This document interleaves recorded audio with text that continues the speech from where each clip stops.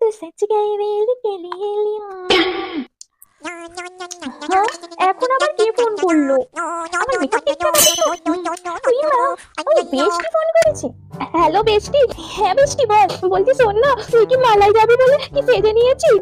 আরে না রে, খুব বেশি সাজিনি, একদম হালকা সেজেছি। শোন না, বলছি আমি না আজকে যেতে পারবো না রে। হ্যাঁ যাবি না মানে? কেন, তোকে কি তোর মা যেতে দিচ্ছে না? না না না না, মা তো যেতে দেবে না, মা তো খুব মা তো যেতে দিচ্ছে, মা তো বারবার বলছে তুই যা তুই যা, কিন্তু আমি না আজকে যেতে পারবো না রে।